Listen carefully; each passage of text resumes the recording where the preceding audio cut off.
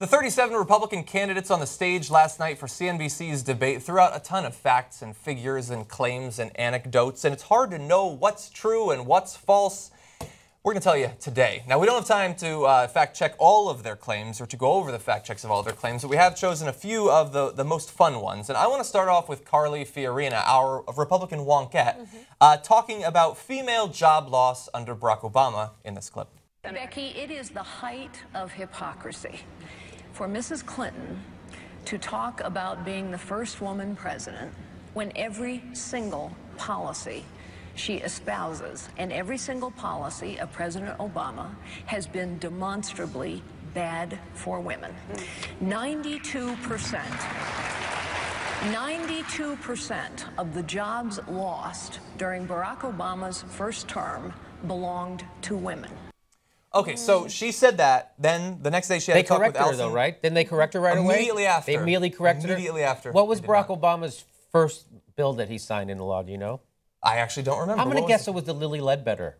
Oh, yeah, there you go. I thought you were going to say the stimulus, and that was later on. Yes, the Lilly Ledbetter. Lilly Ledbetter. What is the Lilly Ledbetter, John? Lilly Ledbetter has to do with equality in pay. Has to do with equality in pay for women, and it's something that was who opposed it, John? Her and every other Republican on stage.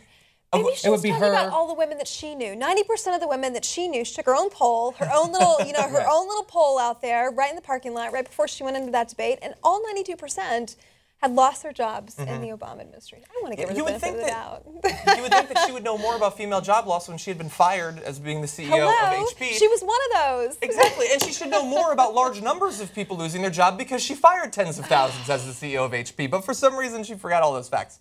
Now, while they didn't correct her, we were joking around before, Allison Camerota did actually ask her about that claim the next day. Now, according to the Washington Post fact checker, that is a recycled talking point from the Mitt Romney campaign that they've deemed as false. They say that you were using a very narrow moment in time when unemployment among women had spiked, but that since then the numbers have changed and it's a much rosier picture for women. What's your response? Well, first of all, it's the Washington Post that said I wasn't a secretary. So from my point of view, they have no credibility, honestly. The statistics are well known. Here's another statistic, Allison, if you don't like that one. The extreme poverty rate among women is at the highest level ever recorded. The record's very clear on this. But is there newer data available that makes those numbers obsolete that you shouldn't have used the old numbers last night? No, absolutely not. Wow, this is the same conversation we had after the last debate. Everybody came out and said I was using wrong data. No, I'm not using wrong data. The liberal media doesn't like the data. Perhaps the liberal media doesn't like the facts. The facts are clear. Women have been hit hardest by this recession and this lackluster economic recovery. That's just a fact. Okay, really fast, because this one pisses me off more than perhaps any of the others. She just said there, no, there's no newer data. The claim that she made, the 90% of the job losses were from women, was literally from the first 6 to 7 weeks of Barack Obama's presidency. That was years and years and years ago. Someone must have data on job losses and gains since then. I assume, perhaps Google it, perhaps Wiki it.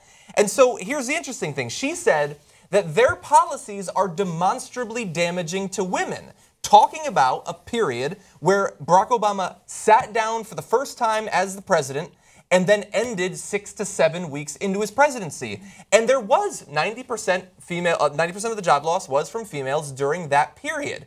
However, it seems weird to think that Barack Obama's policies led to that job loss when this was months and months into a recession that was brought about from policies from 2 terms of the Bush administration. And so if that job loss is demonstrably damaging to women, it's from policies that Barack Obama had no influence over because he wasn't yet the president. When you actually look at just the first term of Barack Obama, women gained 400,000 jobs. Net gain. They gained almost 4 million jobs up until the current day. That's the more recent data that she apparently doesn't know anything about. And when you're talking about it being demonstrably bad for women, understand that those 3.7 million jobs that women gained, that represents 49% of all the new jobs gained. So yes, men gained 51% of it, but 49 is pretty close, I would say. I loved her comment about the Washington Post. The Washington Post, those fuckers, they don't know what they're talking about, first of all. And second of all, I can read, and I do know what that poll said, and I'm sticking to it. I mean, you've got to give her props for really sticking to her. The news anchor was like, are you sure? I'm going to give you a second to think about that one. Are you sure you want to retract? But at least she held to her. I mean, there's something to be said where if you have a wrong point and you just hammer it home, eventually... It might. Well, you know what? It was nice to see a CNN reporter actually halfway hold someone's feet to the fire. She did it in a very nice way. Yeah, they also could have corrected her again on the Planned Parenthood. She still says that shit she said was in the video. That is not in the video. Was in the video. We've checked it. It's not there. Oh, okay. When Carly Fiorina says, "Oh, is this really the questions you're going to be asking me? Is this really the conversation we're going to have?"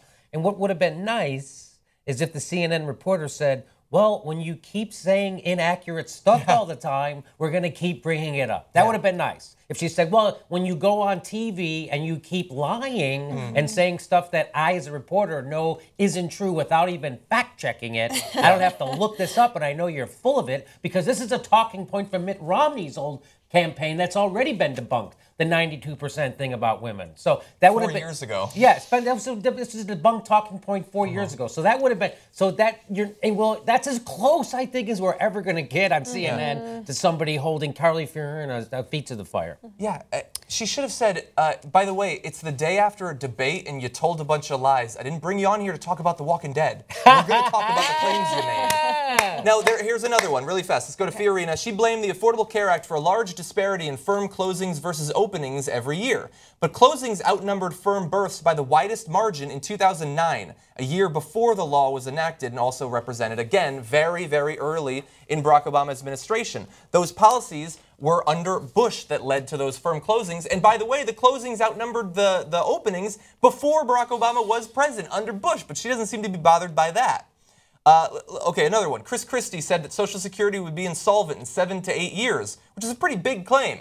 But even after the trust funds are exhausted, estimated to be in 14 to 19 years, the program can still pay out 73% of benefits for several decades. I think they put that out to 2037 before it would actually be out. Yes.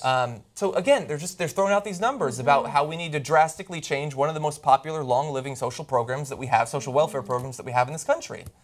And he wasn't even challenged on there. Mike Huckabee challenged him a little bit, but none of the moderators. What is the point of having reporters there if you're just going to let falsehoods go out on your ear? You're providing a platform now for the GOP liars to come and lie completely, and you don't push back. That's bullshit. That's the opposite of what you're supposed to do as a journalist, is debunk bullshit, not serve it up on a platter.